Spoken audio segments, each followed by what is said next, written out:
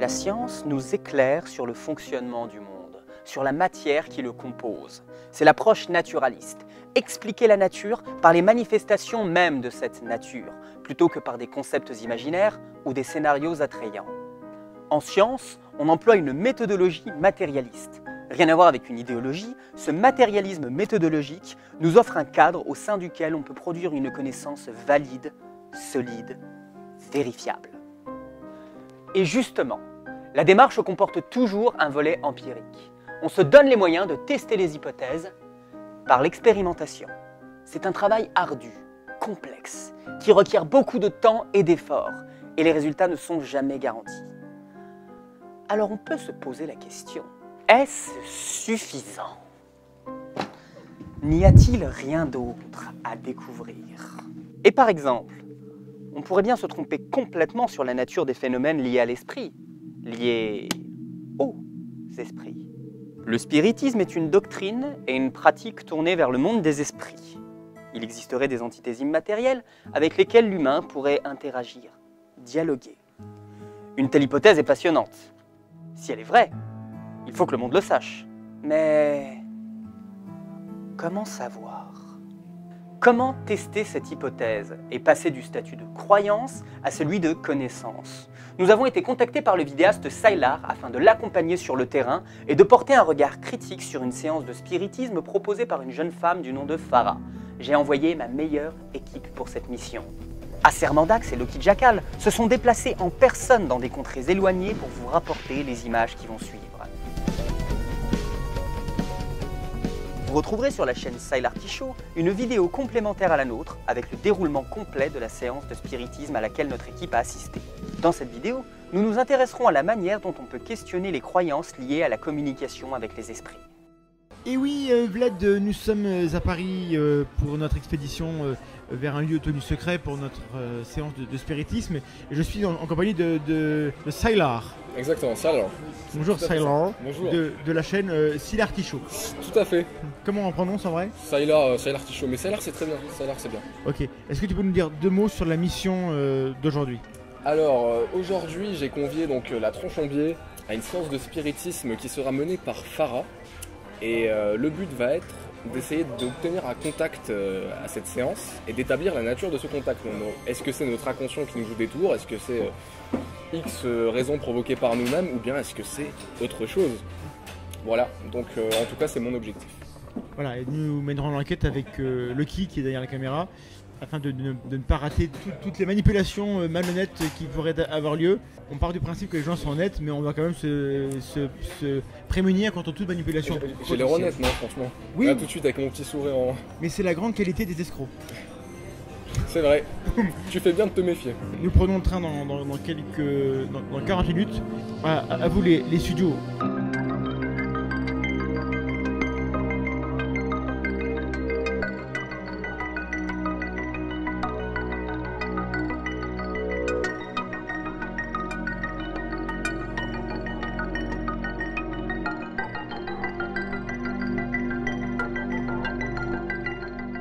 Bonjour Farah, alors on n'est pas là pour rigoler puisqu'on va faire du spiritisme. Est-ce que tu es croyante? En quoi tu crois? Quel est ton rapport à la religion de manière générale? Alors oui, je suis croyante. Je suis musulmane. Je pratique l'islam, c'est ma religion. Donc forcément, quand on prend dans une religion, on prend tout avec, donc toutes les croyances à côté, que ce soit culturelles ou autres. Donc forcément, j'ai très vite cru à tout ce qui était esprit en tout genre. Après, de par ma religion, je ne crois pas aux fantômes, au fait qu'une personne morte puisse revenir sous un aspect autre. Donc ça, j'y crois pas, mais je crois plus en d'autres formes d'esprit, mal intentionnés ou avec de bonnes intentions, mais je crois plus en ça, on va dire. Donc si jamais on a un contact dans cette séance, c'est pas un contact avec un mort? Non. En tout cas, après c'est mon avis. Je sais que, en particulier avec la doctrine spirit, on ne partage pas trop cet avis. Eux sont ont plus l'idée de contacter un être mort. Pour moi, on ne peut pas contacter un mort. C'est impossible pour moi. Ça n'existe pas. Comment tu as découvert le spiritisme et comment tu as commencé à le pratiquer? Bah en fait, un peu bêtement, en soirée, on s'ennuyait entre jeunes. Allez, on fait un spiritisme, on sort le verre, on s'amuse. Et puis j'ai beaucoup aimé pratiquer. C'est quelque chose qui, ça m'a parlé, je me suis trouvée là-dedans.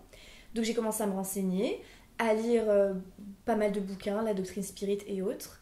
Et puis à pratiquer de plus en plus et à pratiquer avec d'autres professionnels dans ce milieu.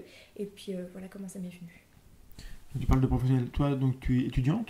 Oui, étudiante. Est-ce que tu as un rapport pro avec le monde du spiritisme? De plus en plus, on va dire. De plus en plus, je rencontre des gens, je me spécialise, je pratique avec certains objets. Oui, je pense que dans un certain sens, sans vraiment le vouloir, naturellement, je me professionnalise dans le milieu. Est-ce qu'il y a une chose qui est liée au paranormal, que beaucoup de gens croient, et que toi tu ne crois pas? Eh ben, on vient d'en parler. C'est les gens pensent la plupart du temps qu'en pratiquant un spiritisme, ils vont pouvoir parler à un être cher qui est mort ou parler à quelqu'un de connu qui est décédé. Donc ça, comme je le répète, je n'y crois pas. Et c'est aussi en raison de ma religion. Et en fait, moi, ce que je pense, c'est qu'on contacte autre chose, souvent quelque chose de mal intentionné, qui va se faire passer pour l'être qu'on aime, l'être disparu, et qui va faire subsister cet espoir et cette croyance. Et comme ça, on va répéter les séances, et donner ce pouvoir à cet esprit qui n'a jamais existé, en fait. Et puis, voilà. Donc, si je le suis bien, les gens qui sont naïfs, ils sont manipulés par des esprits? Oui. Et quel est l'intérêt de l'esprit dans l'opération? En fait, il faut... j'aime pas trop parler comme ça, mais je vais vraiment essayer de vulgariser le propos. Pour moi, un esprit, c'est comme une boule d'énergie qui a besoin qu'on lui fournisse de l'énergie. Nous, en tant qu'humains, on a aussi de l'énergie. Et en leur donnant de l'importance, en parlant d'eux, en les contactant, en leur parlant, en leur disant « fais un bruit, touche-moi, nanana », tout ça, on leur donne un certain pouvoir, on leur donne une attention qui leur manque, et on les rend de plus en plus, on va dire, puissants. Et c'est pour ça qu'on a tout type de manifestations surnaturelles, du bruit qu'on entend à parfois des apparitions carrément visuelles et parfois qu'on peut toucher. Donc a priori c'est plutôt dangereux. C'est très dangereux. Et qu'est-ce qu'on risque si jamais on prend de l'énergie à une entité? Quelles sont les conséquences? À trop pratiquer et à pratiquer sans savoir dans quoi on se lance, sans avoir lu, sans être un pro entre parenthèses, on risque plusieurs choses que malheureusement on observe de plus en plus souvent parce que de plus en plus de jeunes le pratiquent, c'est une possession complète. L'esprit qui rentre dans le corps d'une personne. D'accord, donc tu crois à la possession? Je crois à la possession. Okay. Différentes types du de coup, j'ai des centaines de questions qui vont m'arriver. Ah non, y a pas en plus la possession c'est vraiment mon sujet, donc c'est vraiment ce que je fais. Comment on distingue une possession d'une maladie mentale? D'une maladie mentale ou d'autre chose? Enfin, comment on sait qu'on est possédé? C'est très très simple. Il y a vraiment Ah bon? Alors c'est super simple. J'avais peur que ce soit compliqué. Il y a mille et une façons de le faire. C'est on peut par exemple, surtout maladie mentale et possession, c'est ce que je suis en train de lire. Je sais pas si tu as vu le livre Psychanalyste et le prêtre exorciste, un livre de débat, c'est très intéressant. Et en fait, déjà, bon, c'est pas cliché de dire. Bon, alors, on peut être possédé par plusieurs choses. On peut être possédé par un démon. Ça, c'est très rare. C'est des cas très rares. On pense que c'est très courant, mais c'est très rare. La plupart des gens possédés, pour mon avis, le sont par des esprits malfaisants qui n'ont rien à voir avec des démons. Des esprits qu'on appelle des djinns. Mais ce ne sont pas des démons. Ça n'a rien à voir. Et en fait, pour différencier la maladie mentale, parce que oui, des gens se disent possédés et ne le sont pas. Ce sont des fous. Par exemple, certaines choses auxquelles un esprit va réagir, on peut faire croire, par exemple, on va aller voir quelqu'un, on va lui dire tiens, je te jette cette eau bénite sur toi. Si le gars fait ah, ça brûle alors qu'on a mis de l'eau du robinet dedans, c'est déjà un indice. On se dit bon, lui il est en train de se foutre de ma gueule. Donc voilà, c'est des tests comme ça. C'est un test, éthiquement c'est moyen quoi. Oui, éthiquement. Balancer de l'eau dans la gueule des gens, éthiquement nous on va. Oui, mais donc, ça entre autres. En gros, l'effet placebo de l'eau bénite, ça prouverait qu'il n'y a pas de... Enfin, de l'eau bénite qui n'est pas la vraie eau bénite. Oui, de l'eau de robinet. Voilà. Ça, alors que l'eau bénite, ça marche, la vraie. Oui, ça marche. Tout à fait. D'accord. Il y a eu des réactions physiques. Physiques, de brûlures, entre autres choses. Et où est-ce qu'on trouve les sources documentées de ces réactions physiques?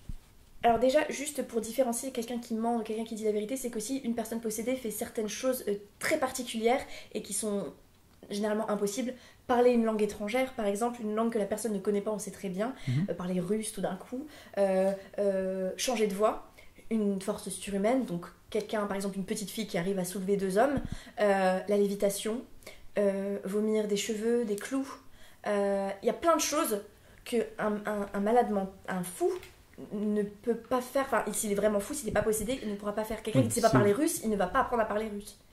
Ça, donc, ce sont des récits, des histoires, Oui. j'entends bien, on peut en voir dans les films. Des sources. Dans quelle mesure est-ce que je peux savoir que c'est pas juste des histoires qu'on se raconte, des rumeurs, des légendes urbaines? Où sont Parce que si c'est vrai, c'est vachement intéressant, ça a des conséquences assez importantes, et il se trouve que moi je suis pas au courant. Donc comment ça se fait que personne soit au courant de toutes ces histoires? Personne, je trouve que c'est très rapide de dire ça. Ouais. Beaucoup de gens sont au courant, c'est juste qu'on ne vit pas dans le même monde avec les mêmes personnes, on n'évolue pas de la même manière. Nous ne sommes pas le même nom. Voilà, nous ne mangeons pas les mêmes rillettes. Non mais clairement, moi ce que je te conseillerais de faire, c'est d'aller contacter, alors de préférence, un imam, un prêtre, aller voir, et peut-être s'il accepte, parce que tous ne sont pas exercices, c'est un exercice très compliqué, c'est de le suivre et de constater par toi-même ce qu'est une personne que l'Église ou qu'un musulman pense posséder, parce qu'ils doivent eux-mêmes faire le tri, et que tu ailles voir vraiment une personne que des sages et des docteurs pensent posséder, des docteurs en religion, en théologie, je te parle, et de voir par toi-même et de comprendre. Après, si tu veux des sources... Alors à ça, moi j'ai une objection, c'est que moi je suis très humble,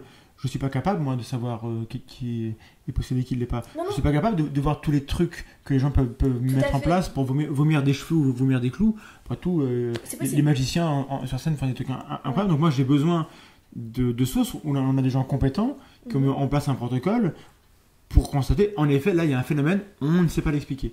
Donc ça, si beaucoup de gens le savent comme tu dis, il y a forcément des traces. Bah alors, moi je te conseille 2 choses, et je le conseille aussi au public qui veut un peu s'y connaître et voir des vrais cas de possession. J'en ai 2 en tête.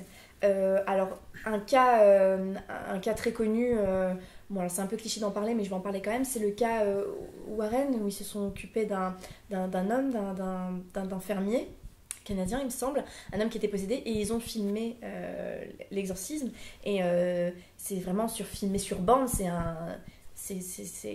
vraiment à l'ancienne, quoi, et on voit des images, et il y a aussi des archives, et en fait on voit que l'homme vraiment se métamorphose, alors que c'est vraiment cassette, c'est pas quelque chose qu'on peut vraiment modifier, et on voit certaines réactions sur son corps physique, alors que personne ne le touche, il est vraiment loin. Ok, mais là, encore une fois, tu me parles de ce qui est un témoignage vidéo.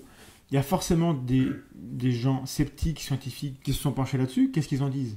Parce qu'à ma connaissance, si un scientifique avait validé la chose, bah, ça se saurait. Enfin, et là, j'en viens à mon deuxième cas. Alors, voilà. Le cas qu'on connaît sous le nom d'Emily Rose, en fait. Mais, il y a aussi eu un film, d'ailleurs. Oui, il y a eu un film, d'ailleurs. Voilà. Et ce cas-là, on a beaucoup de chance parce que c'est un cas très documenté qui est passé devant la justice. Des scientifiques de renom se sont prononcés à la barre. Tu trouves les témoignages, tu trouves tout sur Internet. Des médecins, et pas que des médecins qui étaient spécialisés en religion, des gens qui ont vraiment... Des purs scientifiques qui ont fait des études de médecine classiques, j'ai envie de dire, et se sont prononcés. Et c'est vraiment un cas qui a vraiment secoué les États-Unis, qui a secoué l'Église. C'est très troublant parce que c'est la première fois qu'on avait un cas de possession qui se finit malheureusement mal, mais qui a fini sous les médias, à la justice, la science. Tout le monde s'en est mêlé en fait. Et il en ressort beaucoup de choses très intéressantes et qui, à la lecture de ces pièces-là, peuvent te faire voir les choses autrement, parce que c'est vraiment des gens très connus qui se sont prononcés dessus. Il y avait des gens contre, il y avait aussi des gens qui ont plaidé la possession, enfin qui ont été d'accord, alors que c'était vraiment des gens qui n'avaient rien à voir avec la religion. D'accord, mais donc il y a eu une sorte de sentence scientifique sur ce cas-là. Comment ça? Qu'est-ce que tu entends par sentence scientifique? Est-ce qu'on a des résultats qui disent de manière... voilà, on a telle et telle donnée qui atteste qu'on n'a pas d'explication plus probable que la possession. Alors en fait, il y avait un débat au cours de ce procès-là, c'était savoir si cette jeune femme souffrait d'une maladie mentale ou était réellement possédée. Et donc déjà, il fallait établir de quelle maladie elle pouvait souffrir. Et on avait il y avait 2 écoles qui postulaient telle maladie. Et puis en fait, il y a vers la fin du procès, un autre médecin, une femme, je crois, de renom qui a été invitée, enfin, qui a été appelée à la barre. et qui en fait a démonté point par point ces deux maladies-là, comme quoi elle ne pouvait pas souffrir ces maladies-là parce qu'en prenant tel symptôme, enfin c'était vraiment très précis. D'accord. Elle a dit que ça ne s'expliquait pas et que c'était soit une nouvelle maladie mentale, Donc, Bon. oui. voilà, mais que c'était pas quelque chose de répertorié. Comment tu expliques que, à ma connaissance, il n'y ait pas eu de papier qui dit c'est prouvé, là, il y a quelque chose. Je vais être honnête avec toi, je ne peux pas l'expliquer. Il y a certaines choses que je comprends pas et la possession ou le spiritisme ou toutes ces choses paranormales, j'arrive pas à l'expliquer, mais il y a plein de choses dans le monde dont on ne parle pas et que j'arrive pas à l'expliquer, qui n'ont rien à voir avec du paranormal. Donc je pense que c'est pas parce que c'est vrai, on se dit oui bon, on n'a pas vraiment de preuves. Et d'ailleurs c'est ce qu'on va essayer de ramener aujourd'hui. Mais c'est vrai que là, oui, pourquoi? C'est la bonne question.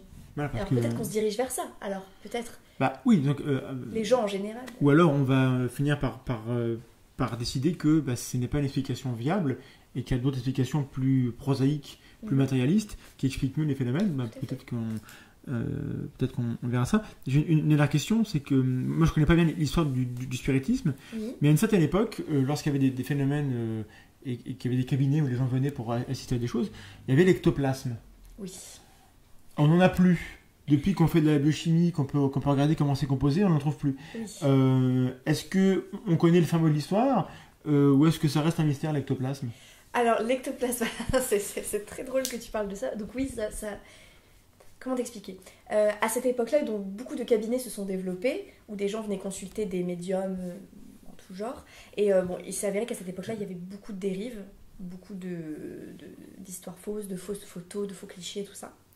Et l'ectoplasme, je me suis pas non plus renseignée au point de pouvoir poser mon avis sur ça, mais c'est vrai que c'est quelque chose que je n'ai pas non plus compris, et je pense qu'il se peut que c'était une invention, parce qu'à cette époque-là, en particulier, le spiritisme rapportait beaucoup d'argent, et que pour faire vivre le truc, il fallait inventer des choses. Donc il y a eu les photos, puis il y a eu les choses qui sortaient des bouches des gens, enfin il y a eu vraiment des choses assez folles, et je pense que l'ectoplasme a fait partie de ces inventions pour perpétuer la pratique et continuer à engranger de l'argent. Et à l'époque, les gens y croyaient. Les gens y croyaient, mais on croyait en beaucoup de choses avant. Hein. Mais on croit toujours en beaucoup de choses. Ouais. Donc c'est ma conclusion. En fait. Oui, C'est oui. Pourquoi à l'époque on avait ça, maintenant on l'a plus. Maintenant on a des nouvelles Photoshop, choses maintenant. etc. Ouais.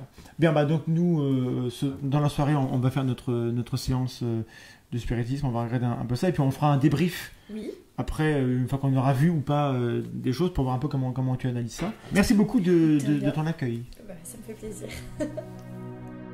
Tu nous as conviés pour qu'on regarde un peu ce qui se passe pendant une séance de spiritisme, voir si nous on peut tenter d'expliquer des choses qui se passeraient si elles se passent. Mais du coup, moi ce qui m'intéresse, alors ta chaîne je la connais pas très bien, mais pour faire un peu le cadre, quel est ton niveau de croyance, religieuse ou pas religieuse, ton avis sur la spiritualité et sur les choses et sur les phénomènes paranormaux en gros? Alors, moi j'ai grandi dans une famille musulmane et également un autre côté de ma famille qui était chrétien, donc j'ai grandi entre guillemets en baignant dans la spiritualité. Après je suis très curieux sur la spiritualité et les croyances en général, donc je me place pas forcément dans une religion ni dans une croyance en particulier. J'aime juste m'intéresser à leur façon de penser, aux différentes philosophies de vie et aux doctrines qu'il y a derrière. Et sur le spiritisme notamment, ça faisait des mois que j'étudiais la doctrine spirit, je suis toujours en train de l'étudier actuellement. Et puis j'ai eu envie de passer à la pratique, autant tester si on peut tester. Voilà. Mais en termes de croyance, est-ce qu'il y a des choses auxquelles tu crois dans le paranormal? Disons que j'ai aucune certitude. Après, je pense que culturellement, forcément, j'ai des affinités pour le monde spirituel. Là, récemment, je me suis beaucoup intéressé à la doctrine spirit parce que c'est celle qui me parle le plus en tant que philosophie de vie. J'ai une tendance à croire à l'existence d'entités immatérielles avec lesquelles on n'interagit pas forcément, mais voilà mon avis. Donc ça englobe un peu l'après-vie, ça englobe un peu... Si jamais on fait une séance et qu'il se passe quelque chose, qu'on a un contact, quelle est ça ton interprétation? Qu'est-ce qui pourrait provoquer ça? Alors, si tous tes protocoles ne fonctionnent pas, ou en tout cas concluent qu'on n'arrive pas à expliquer, qu'il y a donc une intelligence extérieure, exogène qui communique avec nous, c'est une bonne question. Pour moi, je suis un peu d'accord avec Farah, on parle pas forcément à un mort, en fait, parce qu'il n'y a aucune façon de le savoir vraiment, en fait, de le vérifier. Je ne sais pas, c'est une très bonne question. Encore une fois, je sais pas. Je suis désolé, hein, mais je ne sais pas. C'est très bien de ne pas savoir, c'est pas un défaut. Mais comment tu expliques qu'il y a des gens qui sont convaincus de parler avec des morts? Et comment est-ce que tu peux estimer que ta croyance c'est plus viable que la croyance des gens qui pensent qu'ils parlent à un défunt? Pour les gens qui pensent parler à des morts, je pense que c'est tout simplement parce que c'est culturel. Le spiritisme est très très lié à la chrétienté. Et beaucoup de spirites sont chrétiens, ou en tout cas partagent les valeurs chrétiennes. Donc je pense que forcément, beaucoup de gens pensent parler à des morts parce que voilà, c'est l'Occident, c'est l'influence de la religion chrétienne, etc. Et je pense surtout que c'est ça qui joue. Alors moi je ne suis pas du tout expert, mais il me semble au contraire que la croyance des chrétiens, c'est que l'âme elle va au paradis et qu'elle est plus en contact avec le monde réel. Donc même dans le dogme, tout ce qui est spiritisme ou sorcellerie, c'est condamné très fermement par toutes les églises parce que on considère que c'est commercer avec le malin plus que parler avec les morts. Donc j'ai du mal à voir le lien entre chrétienté, c'est plus un fond culturel. On a beaucoup de croyances à travers le monde de relations avec les ancêtres, donc avec les morts, de cette manière. Je vois pas tellement le lien spécifique qu'il y aurait avec la chrétienté ici. Je sais pas, après, encore une fois, c'est mon opinion qui est peut-être, t'as raison en fait, qui est sûrement fausse. En tout cas, moi, c'est comme ça que je l'expliquerai. Je sais pas, c'est comme ça. Pour moi, c'est culturel. Alors, c'est pas forcément lié à la chrétienté, mais pour moi, c'est culturel en tout cas. Et parce que les gens aussi, certainement, ont envie de parler avec leurs morts. Oui, aussi. Oui, plus que parler avec l'entité de Roger XXW33, qui est une entité qui est là depuis. Voilà, et qui n'a jamais eu de relation directe. Pourquoi faire des vidéos sur ce sujet-là?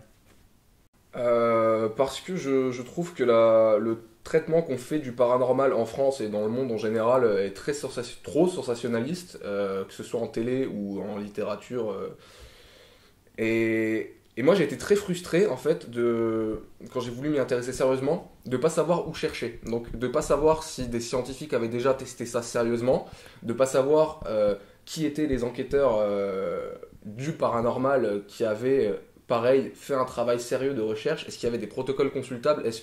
Voilà, j'ai essayé de chercher, je me suis trouvé dans une espèce de grand océan complètement perdu et je me suis dit à l'ère d'internet c'est quand même dommage de pas savoir où chercher, parce que même sur internet, je m'y intéresse depuis que je suis petit et pendant plusieurs années, j'avais tendance à croire aux premières histoires que je lisais sur internet et du coup je me dis qu'aujourd'hui c'est quand même dommage à l'ère de l'information de prendre le risque de tomber dans la première croyance aveugle venue. Donc en fait j'essaye de faire un espèce de tri. Comment tu expliques si tout ça c'est vrai, s'il y a vraiment des entités qui nous entourent et avec lesquelles on peut communiquer, qu'à l'heure actuelle, avec tellement de moyens pour s'enregistrer, pour filmer, etc., comment ça se fait qu'on n'a aucune preuve qui convainque des gens rationnels et ouverts, qui veulent bien accepter que ce soit vrai, pour peu qu'on leur amène des preuves? Est-ce qu'il y a un lobby qui cache les infos? Est-ce qu'il y a des Men in Black? Est-ce qu'il y a un problème de définition des phénomènes, un problème de protocole? Quelle est selon toi l'hypothèse la plus vraisemblable pour expliquer que ces phénomènes-là ne rencontrent pas l'adhésion entre guillemets d'une autorité scientifique qui pourrait valider que ça existe? Alors déjà ils sont où ces phénomènes en fait, parce que c'est pour ça que je veux filmer ça et que je vous ai convié aujourd'hui, c'est que comme tu dis à l'ère de l'image des caméras omniprésentes, même moi j'en trouve pas. Il y a des scientifiques, il y a des parapsychologues qui travaillent sur le spiritisme. J'ai jamais vu une seule alors je sais peut-être qu'ils en ont, qu'ils veulent pas les diffuser, etc. J'ai jamais vu une seule vidéo test qui montre un protocole lié à une séance de spiritisme. Je n'ai jamais vu aucun test justement par moi-même et je me pose la même question que toi. Donc est-ce que c'est... Alors après on peut faire 10 000 hypothèses, hein. Admettons qu'il y ait des esprits, admettons l'existence des esprits. T'en as beaucoup qui disent mais ils ont peur des caméras, ou alors ils bouffent l'énergie des caméras, tu vois. Enfin, t'as 1001 hypothèses à ce compte-là, c'est sans fin, c'est de la croyance. Donc là-dessus je te rejoins, je ne me l'explique pas, je me pose les mêmes questions et c'est surtout pour ça que je me suis dit je vais essayer modestement à mon échelle de réunir des gens, des scientifiques et de monter une séance pour vérifier si oui ou non il va se passer quelque chose. À l'issue de ces entretiens préliminaires, nous nous livrâmes à la séance proprement dite. Au milieu d'une table ronde où sont disposées en cercle les lettres de l'alphabet, ainsi que les chiffres de 0 à 9, nous plaçons un verre. Et sur le verre, nous posons un ou deux doigts. Les détails du déroulement de la séance sont présentés dans la vidéo que Sylar a réalisée ce soir-là. Sous nos doigts, le verre se met à bouger. Il désigne des lettres en réponse à nos questions. Nous décidons d'enquêter pour comprendre à quoi est dû ce mouvement. Nous réalisons 4 séances distinctes, suivons différents protocoles et récoltons une série de réponses que nous analysons finalement au milieu de la nuit. C'est le moment du débriefing et d'une tentative d'explication sur la nature des événements de ce soir. Pour moi, ça a été concluant dans le sens où, pour moi, on a clairement établi que le contact, donc le verre qui bougeait, était causé par un de nous trois. De mon point de vue, ce n'est pas, il n'y a rien de paranormal, c'est pas la cause d'une quelconque entité. D'accord. Voilà. Corrige-moi si je me trompe, quand on bande tes yeux, on obtient des réponses. Quand on bande tes yeux, on obtient des réponses. Quand on te bande tes yeux, on n'obtient que des réponses qui sont là. D'accord. Et uniquement avec des monolettres. Ce qui ressemble à ce qui se passe lorsqu'on va sous le masque. D'accord, ok. Donc, il n'est pas question de faire des accusations ou de dire qu'il y a manipulation, mais il y a objectivement quelque chose qui se passe uniquement quand toi tu vois. D'accord, ok. Je suis un peu surprise. Parce que je trouve qu'on n'a pas assez fait à l'aveugle pour déterminer ça. Enfin, je veux dire surtout que c'était assez rapide. Oui. J'ai trouvé ça rapide autant sur Mehdi, sur Loki que sur moi. L'idée c'était, et je pense que c'était honnête, Ouais. c'était d'attendre d'avoir au moins une réponse avec chacune des personnes. D'accord, ok. Donc après, de manière totalement objective en tant que sceptique, évidemment, si j'ai le choix entre expliquer le fait qu'un esprit se soit manifesté pour bouger, ou quelqu'un que je ne connais pas et qui a l'air charmante comme tous les escrocs, c'est pas une occasion. Les gens, non, t'es dur. les gens qui se font avoir, c'est par des gens qui ont l'air super sympas.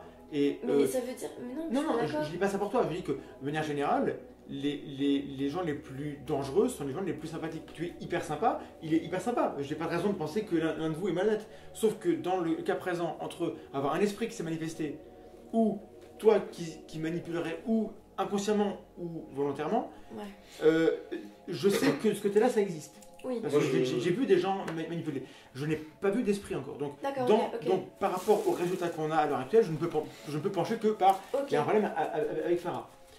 Moi, je voulais de toute façon au minimum montrer que si on peut l'expliquer, montrer que c'est au moins l'inconscient. Parce que moi, par rapport à mon expérience personnelle, je ne pouvais pas imaginer que c'était l'inconscient qui produisait ces mouvements-là. Là, il s'est produit le même type de mouvement que j'ai vécu sans les réponses. C'était complètement chaotique. Au niveau des mouvements, c'était ça.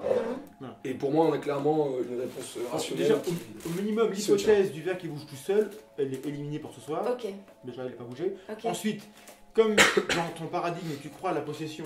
Oui. Pourquoi pas faire un pas en arrière et dire ok, c'est mon doigt qui bouge, mais c'est parce que je suis possédé ou enfin après c'est toi qui verras l'hypothèse.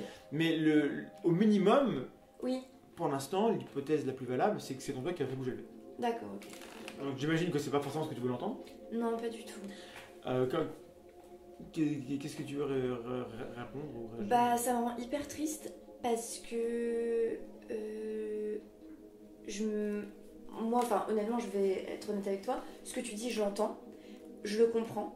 Je me dis que c'est possible, mais pour moi, j'étais pas du tout dans une démarche de faire bouger le verre. Ça me fait chier parce que je me dis que, pas tout, mais la plupart de certaines séances que j'ai pu avoir, comme celle-ci, où il y a des moments où j'étais sûre que ça avait marché pour certaines, bah, je me dis que peut-être que je me suis trompée à d'autres moments. Et ça m'embête. Mais en tout cas, par rapport à cette séance-là, pour moi, je suis tout à fait satisfait. J'ai mes réponses, c'est tout. Après, c'est juste par rapport à mes expériences antérieures où j'ai toujours pas trouvé de réponse définitive. Mais... Donc, nous voilà le lendemain. Le tournage est terminé. On a effectué toutes les séances et tous les tests. On va donc faire le débriefing final. Farah, je propose que tu commences en nous livrant tes impressions, ton ressenti et quel recul tu as par rapport au débriefing qu'on a pu faire hier. Alors tout d'abord, je m'attendais pas du tout à ça. J'ai vraiment été très surprise, à la limite choquée, je pense. avec du recul, la nuit qui porte conseil, c'est vraiment quelque chose qui m'a apporté beaucoup. Et d'ailleurs, je voudrais remercier la tronche. D'une part, merci pour votre intervention. Merci la tronche. Et te remercier toi, Mehdi. Alors, ce qui s'est passé hier, c'est qu'on a conclu, grâce au protocole, à plusieurs étapes, plusieurs séances, qu'il était en fait très probable que ce soit moi qui ai fait bouger le verre. Et c'est vrai qu'au début, j'ai senti la gêne de le dire quand vous l'avez compris. Et Thomas, tu as essayé de m'amener ça étape par étape en m'expliquant quand bon, on a fait ça, voilà, on a fait ça. Et c'est vrai qu'au début, je comprenais pas, je te regardais et je me disais, mais qu'est-ce qu'il me raconte? Il est quand même pas en train de me dire que j'ai bougé le verre. Moi, jamais de la vie. Et je t'écoutais, et puis plus ce que tu disais, plus ça avait du sens, plus c'était logique et implacable, j'ai envie de dire. Et après, je me suis dit, bon, d'accord, ok, c'est possible.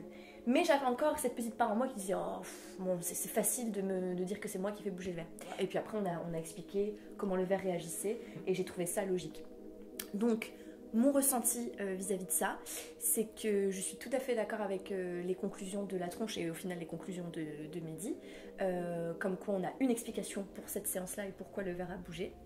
Ça remet des choses en question dans mon esprit, pas tout, je tiens à le préciser, mais certaines choses. Ça me fait réfléchir et je suis pressée de me renseigner plus du côté des spirites pour savoir eux ce qu'ils pensent de ça quand il y a vraiment, on voit vraiment que quelqu'un fait bouger le verre. Ça m'intéresse. Là, je me dis, ok, en fait, il y a peut-être un pourcentage de séances que j'ai eues qui ont dû être biaisées. C'est certain. Là, c'est ce que j'ai appris. Et choses auxquelles je ne croyais pas du tout. Pour moi, tout était... Et ça, cette expérience-là m'a permis... Je suis plus dans la nuance, du coup. Et ça va changer ma pratique après ça.